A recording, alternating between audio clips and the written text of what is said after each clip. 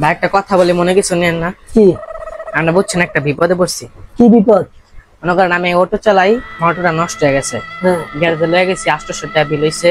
আমার তো 600 টাকা আছে, আমার একটা ফোন একটা 200 টাকা দেন, কালকে সকালে নিয়ে যাবো। কি ফোন আপনার?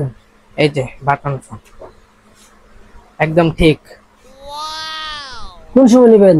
কালকে সকালেই 8টার দিকে আনি। নেবেন তো? হ্যাঁ। বুঝেন কিন্তু আমার বিপদে ফেলেন না। আচ্ছা ভাই, কোন সময় নেবেন? 8টার দিকে। আপনার দিকে বাড়ি আপনার এই সামনেই। কি চরে? হ্যাঁ।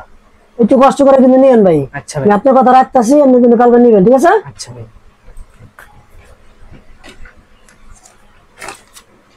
আর 50 টাকা দিলে ভাই উপকার হইতো। আপনি নিয়ে তো 200 চাইলেন। দেখেন।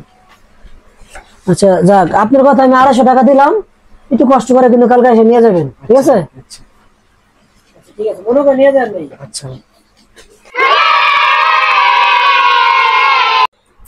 আমি এতক্ষণ যে আমরা একটা ভিডিও বানাইলাম, হয়তো আপনাদের ফানি ভিডিও মতো মনে হইতে পারে। এই দেখেন, এই 200 আমি 250 টাকাটা ওই লোকটার কাছে আমি ফোনটা রাখছি। এই লোকটা বাড়ি এসে চড়ায় আমার বলছে, আইসা আমি দোকানটা এইমাত্র আইসা দুপুরবেলা খুলছি, খোলার পরে বলতেছে যে ভাই আমার 200 টাকা দেন, আমি অটো রিক্সা চালাই, মানে 200 টাকার জন্য এসে গাড়ি নিতে পারতেছে না, ঠিক আছে, মানে গ্যারেজে আটকা।